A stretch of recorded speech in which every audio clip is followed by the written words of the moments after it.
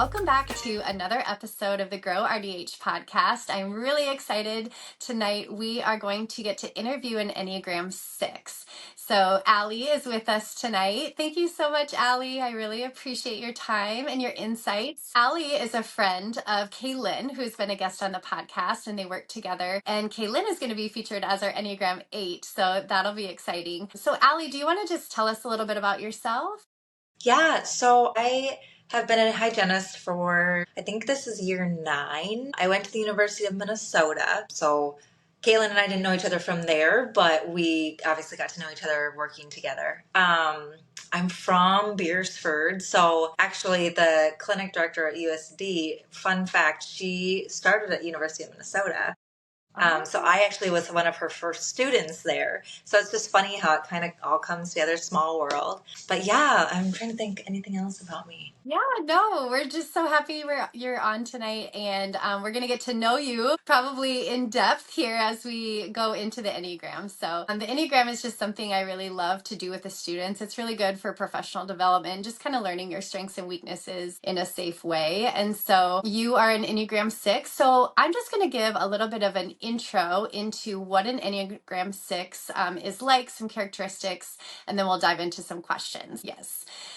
So an Enneagram 6 is also known as the Loyalist. Sixes are known for their reliability, their preparedness, and a strong sense of responsibility. Enneagram 6s thrive in structured environments. They really value trust, both in their personal relationships and relationships with their coworkers. At their best, they're loyal, hardworking, and excellent team players. They really like to advocate for people around them, for both patients and coworkers alike. But Enneagram 6s can sometimes struggle with anxiety and struggle with making decisions. They have a tendency a little bit to self-doubt or maybe overthink. In the dental world, these can show up in some interesting ways. So we are just going to dive right in and hear from personal experiences from our Enneagram 6 tonight in the hygiene profession. So we'll go ahead and get started with the first question. The first question is about trust and preparedness. Enneagram 6s are known for their loyalty, for security, and desire for security. How has this shaped your approach both with patients and with coworkers? Yeah, so I feel like a main thing for me has been really working on trying to build that rapport with patients. I should note that I am a very close second, or like I'm pretty much neck and neck with type 6 and type 2.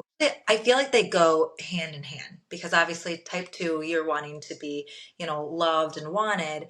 And for a type 6, you want to feel safe and secure. And I feel like for me, those two go hand in hand. For me to feel wanted and loved makes me feel safe and secure. So I do feel like I see a lot of things with both type 2 and type 6 come out a lot. But I think in dental hygiene and with my patients, I feel like it's really important for me to build a relationship with my patients. Because I think one of the big things of being a type 6 too is that you don't want to be blamed for anything. So, and obviously our profession, people don't do what they're supposed to, but a lot of times people want to look to blame somebody. And we're oftentimes the one that's like, well, you didn't tell me that, or well, it's because you didn't clean them good enough, that kind of thing. So building that relationship with my patients and making them feel like, hey, you can trust me. I'm going to do what's best for you. I'm interested in your well-being, like that kind of thing. I think that that's a really important part of all of that. I also think like with my coworkers, I tend to be more, I call it like a chameleon. Like I feel like my personality, like I just am able to get along with multiple different personalities. And I don't want it to come off like, I feel like people sometimes think of that as like fakeness. You just like are telling people like you're just acting this way or whatever. And I'm like, I don't necessarily think it's that. It's just that you want to be like well liked. You want to feel like a part of something. And so being able to connect with multiple different people is just important for that. Yeah. I think it's interesting that you're also a high type 2. When I do this with the students, most of them, a majority of every class that we do is really high in type 2 and type 9, which is the peacemaker. So Yeah. I think it just makes me wonder, there's no statistical backing of this, but it just makes me wonder how much of us go into hygiene kind of with that caretaker role or, desire to help, desire to make connection. It just kind of fits. So I Yeah, think well, that's and we're interesting. educators, so we want to like care for people. It's still a form of health care, so obviously being care as something we're all just really passionate about. So I totally agree. Yeah. Okay, so the next question is about handling uncertainty. The nettle field can be unpredictable and change all the time, last minute changes, cancellations. How do you manage uncertainty in your work, and what strategies help you feel more comfortable or more in control? So this is one I definitely struggle with. Obviously, I know you said earlier, like one of the big things is anxiety, and that's like my middle name. Ever since I've been little, I've always been like my mom would always call me a worry wart because I just was always worrying about anything and everything. So this is a tough one for me. I'm known as someone at my office who like probably over prepares for my like patients in the morning. I'm writing super detailed like when they last had this, and even if they're not due for it, I'm like still writing down when they had it because I don't want to miss anything. So I think that goes back to not wanting to be blamed for doing something wrong, or getting in trouble for that. So the more that I can prepare myself, the less likely it is for that to happen. Obviously, the dental world happens all the time. One thing that I've really tried to start implementing though is if I'm like getting overwhelmed or if I'm running behind and my next patient's here, I will just literally take a minute and like not like just breathe and make sure I've got all my ducks in a row because I'm like, I'm not helpful at all if I'm frazzled and I'm just like, I've had patients where I'm like, with my chicken with my head cut off. And I'm like, this isn't doing anything for anyone. So Yeah. just allowing myself to take that minute. I've actually done it with patients before too, where I'll just say, like, hey, I gotta go run and grab something. I'll be right back. And then just kind of taking that minute to like, whew, just breathe. It's gonna be okay. Yes. But yeah, I think that's a tough one for me for sure. Yeah. And a lot of the times when we have those feelings of anxiety or we're just overwhelmed, a lot of the times, and maybe this resonates with you a little bit, but focusing on things you can control, like what can I Yes. control right now? What do I have control over? It gives you a little bit of like grounding feeling like, okay, this isn't the end of the world. Right. I'm like, I always say, like, I'm like, from what I know, no one has died because of something I've done in the dental field. So, well, in life, you know what I mean? Yes. But yeah, Yes. I feel like I know we'll probably touch on this a little bit too, but I just feel like the self-doubt kind of creeps in a lot and just reminding myself like, hey, you know what you're doing. You've got this. Like just take a breath and then move on. Yeah. Yep. So let's talk a little bit about a team environment. Sixes in the workplace. Sixes tend to really thrive in supportive environments. What role do you naturally take on in your office? Is there things that you're kind of more geared towards, or that you gravitate towards just naturally? Yeah. I mean, I think my whole life I've tended to err more on the side of like leadership, but I always say like I don't want to be the top of the pyramid. I want to be like second in command. Like I want to not have to make all the big decisions because obviously being an anxious person, that is a big worry of mine. So I would say I kind of fall like more of like the second in command. So Kaylin, obviously she's kind of our head hygienist. I feel like her and I work really well together though. We bounce ideas off of each other and I have absolutely so much respect for her and all that she's able to do. But I definitely like that role as well. So I'm always like, tell me, how can I help? I actually this year, actually really recently took on the role of our social media person, I guess, Fun. in our office, which has been really fun. I also am like the head of the party planning committee, which was a thing that I was just like, we need this in our office. Like I felt like things were kind of falling through the cracks. So I really wanted to like make sure that people were being celebrated the same and making sure we weren't missing those fun little days and things like that. Another thing I was thinking of too is I tend to try to take new hires like under my wing just because I know how scary it can be to like start off fresh and be I mean we've hired a lot of new grads too and I feel like being a first place that you're working it's terrifying. It's nothing like school. Like you're like okay like I have 60 minutes or like that kind of thing. So I feel like I like to just kind of take them under my wing. And I think a big part of it too is what I crave and desire, I want to give that to others, if that makes sense. So, like me wanting to Yeah. feel secure, me wanting to feel safe and like have a support system, I want to make sure that others are feeling that too.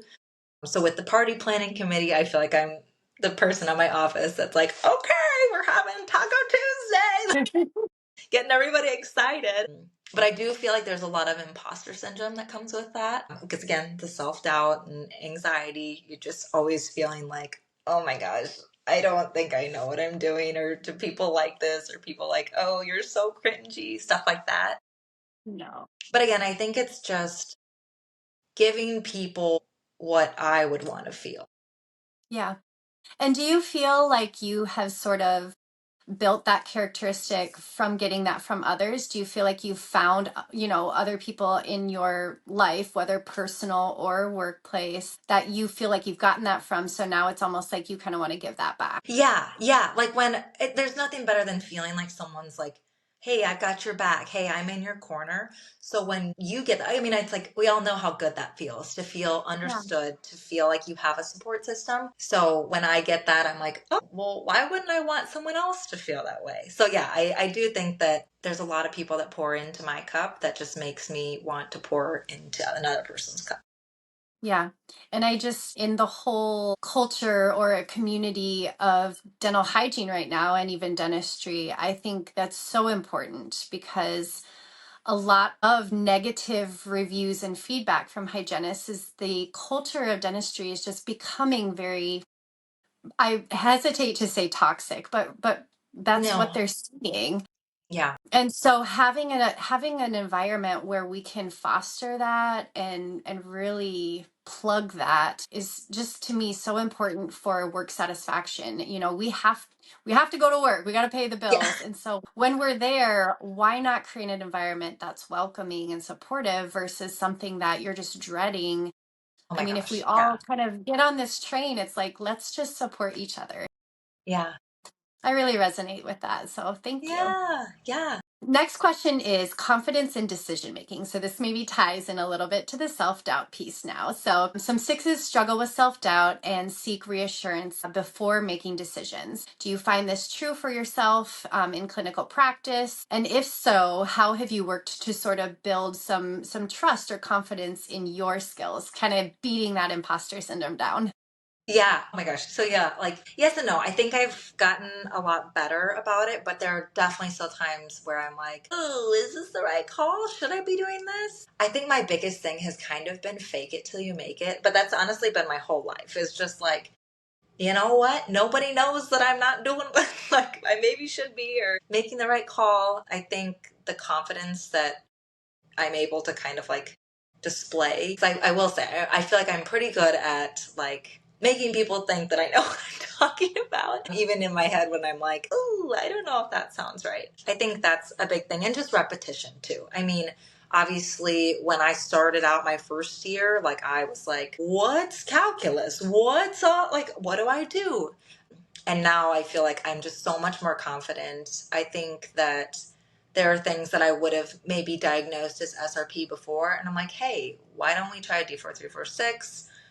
Get them back on like a 3-month recall, that kind of thing, and vice versa. I mean, there are times where I probably would have been like, it's just a prophy, and then I'm like knee deep in blood and all the kinds of stuff, and I'm like, this probably wasn't just a prophy. So I think repetition is probably the biggest thing for that.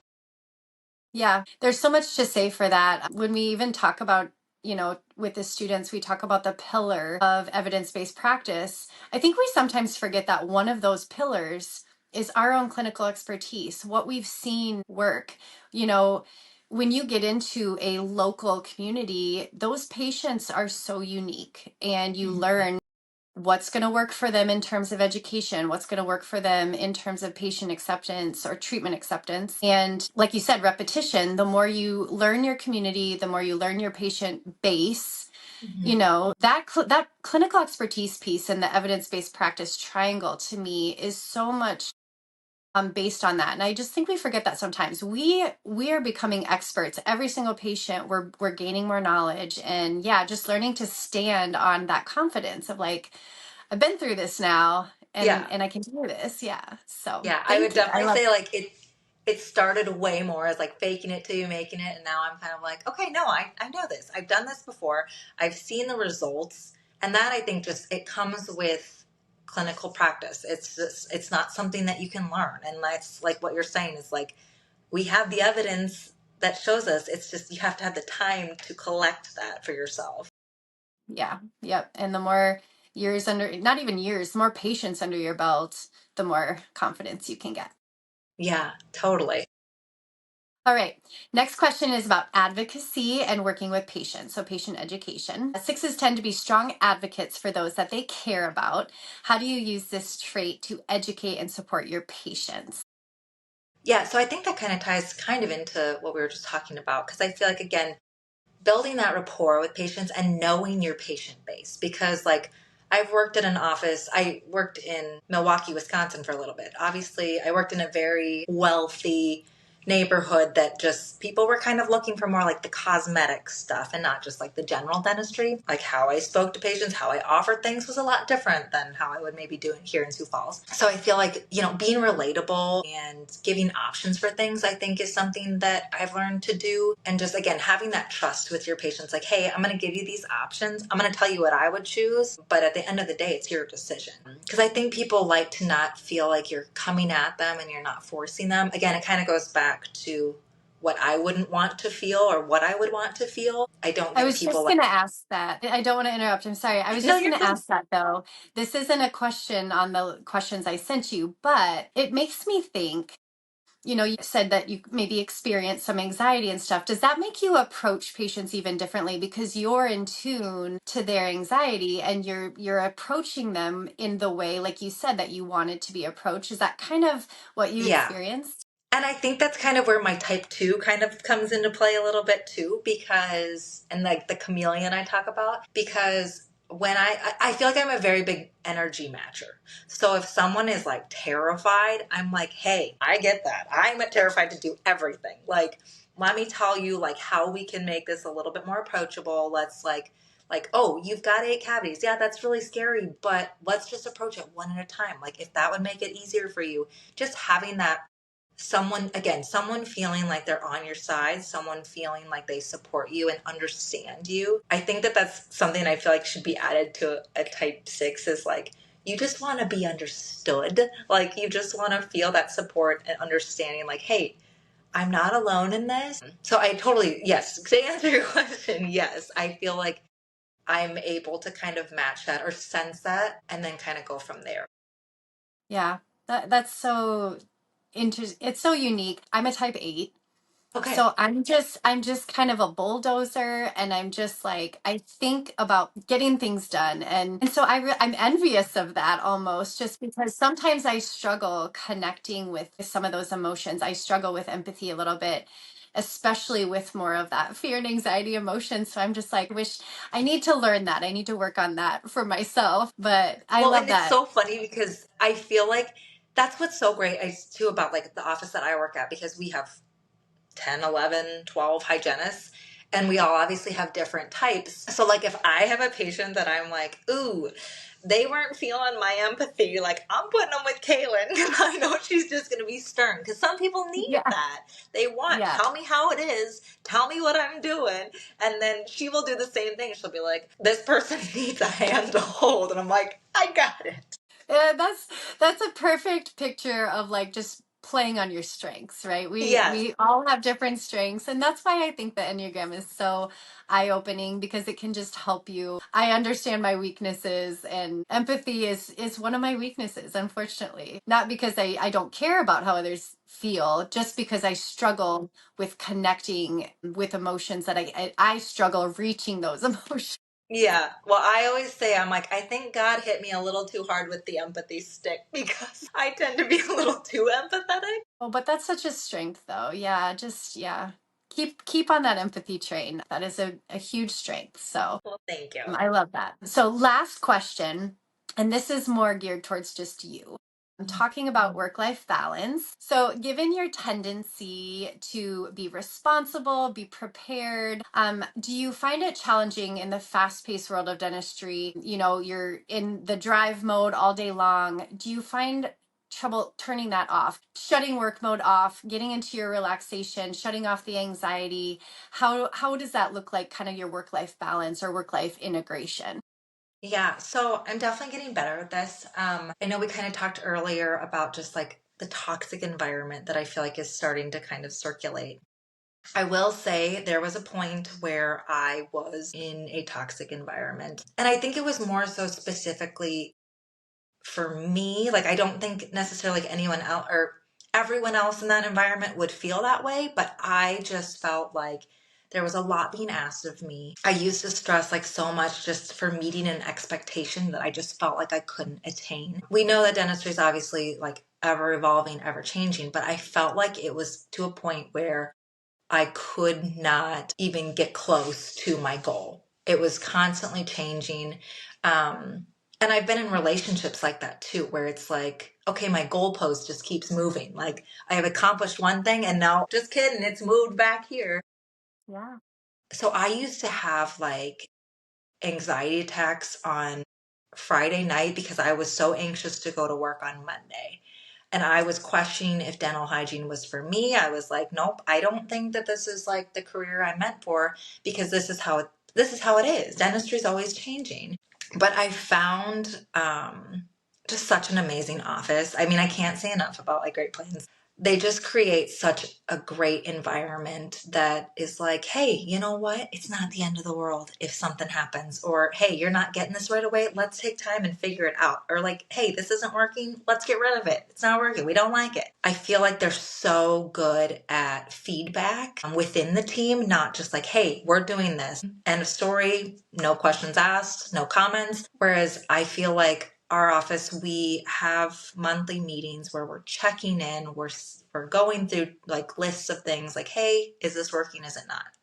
Do we like it? Do we not? I feel like that just makes or breaks an environment. So I'm not taking really anything home. Now that I'm doing the social media, I definitely take like some things home and I'm constantly thinking of like my next idea, but that's like fun stuff. It's not like Yeah. I'm so anxious I can't go out. Like my husband was just like finally like, yeah, we can't do this. Like you can't be anxious on Friday to go to work on Monday. You can't be having anxiety attacks every single day. So yeah, I mean, I think I guess my big takeaway or message for that is like, it doesn't have to suck. It doesn't have to be toxic. I think our profession, there's always going to be a little bit of like, you're never going to feel fully like set and fully like stagnant, which is a good thing to some degree. But for like a type 6, somebody who doesn't like change, somebody who doesn't like anything anxiety causing, you're Yeah. constantly kind of in a little bit of that.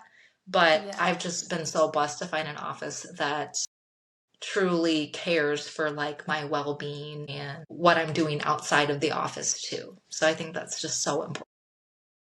It is so important. And I debate this with students all the time. It's more important than hourly wage, it's more important than benefits. They're so focused at graduation on looking for the hourly, and I can't stress enough how important the good jobs are hard to find because people don't leave the good jobs. Yes, it's And so that true. looking at turnover rate is one of the biggest red flags, in my opinion, because of that. What you're explaining is that you don't see hygienists leaving offices that support this environment. At the end of the day, you can make $10 more an hour than me. But if I'm working in an office where I feel supported and I feel valued, I'm getting that work satisfaction through even like the social media stuff you're saying. Like that's like a creative outlet, right? A job that allows you to sort of explore some of that creativity or explore things that give you satisfaction outside just your normal 8 to 10 patients a day, Yeah. supports you in like feedback, he said. That is so valuable in the long term. It's, to me, it's just so huge. in finding satisfaction in this career specifically. And I'm sure you can find a lot of parallels with, the nursing profession or other Mhm. healthcare professions, that you have to give a lot of emotion, a lot of the caregiver fatigue. But in a supportive environment, you can take a lot on and have an outlet, or have a way to kind of decompress, and where you're not dreading going back to work on Monday. Right. It's so important. Yeah, I took a pay cut when I actually left an office, and I was just like, you can't put a price on mental health. And that is You, will be forever my mantra. You cannot put a price on mental health. And I agree. Like I think a lot of people coming out of school, they're like, well, yeah, who's gonna pay me the most? But Mhm. I have lived it. I have like learned it that that does not equate to happiness. It doesn't. It really doesn't. So yeah, I totally agree. I think that is just something, I think, in the whole dental community, social media, all of the things, we need to be promoting supportive work environments. We need to be highlighting these offices that are doing it right, and Yeah. highlighting why they're doing it right, showing constant feedback, creative outlets, or having autonomy to kind of guide your own career. And we need to be promoting those offices and showing, like, this is working, you guys. This Yeah. is this is what Well, a and positive. just, yeah, I mean, we have at our office, we have a handful of girls, but like we've got two girls that have been there 20 plus years. And like, that's like crazy to me. Like, and I mean, having been there for 3 years, I don't have any intention of ever leaving. I mean, I've re-sparked my joy for hygiene again, which just, like I said, I was ready to quit. Like, I was like, nope, dentistry is not for me. But to find people who truly invest in like you as a person as well, like not just viewing you as an employee, just like, I mean, I think I've worked in offices where it's like the dentist or the owners, everybody else, whereas I feel like the office that I'm working at is just like, hey, we're like here, we're equals. They just pour so much, like I said earlier, like pouring into my cup just makes me want to pour into my coworkers, my patients, my family. Yeah. It's just so awesome to see. And they care about the things that you're doing outside of work. So I actually do cake decorating on the side, which I feel like is Okay. ironic. They were like, hey, how would you feel about kind of partnering with us, or like doing a collab with us where like we pay you to do a cake once a month or that kind of thing. And then we can post it on our socials and like put your side gig out there. And I was just like, what? Like, why? Why would you do that? Like, and they're like, well, we just think what you do is great. We want to invest in you as a person and all the things that, and like, we have a gal who does photography. So and like another gal who paints, and we've got their artwork in the office. It's just like, I mean, that's just to me so cool. And it just speaks volumes, I think, for the kind of people, the kind of employers that they are. Yeah. Just caring about you outside of work just goes so far. Yeah.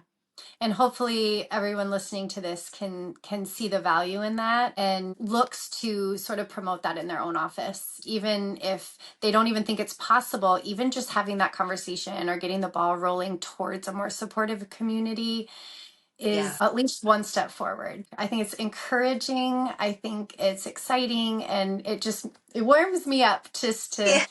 hear that this is happening, and it's good to hear the good stories and not the bad Yeah. ones. So thank you so much for your time. I appreciate your time so much. I appreciate the insights that you shared. Is there any final last thoughts or comments that you would like to make on the Enneagram in general? Oh my goodness. I also love the Enneagram. I just think that it's, like you said, like, especially in a workplace, I feel like it's just so important to recognize your strengths and your weaknesses and be like, hey, I'm faulty in this spot. Will you help me out? And again, that goes right hand in hand with type six. We just want to feel supported. We want to feel like somebody's got our back. So knowing where I might lack, somebody else might be like, yep, nope, I got it. I just think that that's the coolest thing. And I love when you see all the different types working together. I agree, though. I think there's a lot of type twos in the dental field. There is. But it's cool to see too, even from like a hygienist standpoint to like a treatment care coordinator or an office manager or a dentist. Like it's just really cool to see all those types come together and create such a functional environment. Yeah. And it's a way to show that you care about your coworkers. Yeah. Or even we meet with the students. It's interesting hearing them talk to each other then about it, because it's like they want to learn about each other. They want Mhm. to learn like what makes you tick, what makes you happy, what makes you anxious. So it's just a unique way. I mean, all personality types are some people think they're kind of hokey, but at the same time, it's a way to build connection. And I think actually I use that with love languages a lot because I'm like, it doesn't matter per se what my love language is. It's how people treat me because of that. So it's like knowing someone's personality type. Like I can know mine. It doesn't mean anything necessarily to like me if other people don't understand that.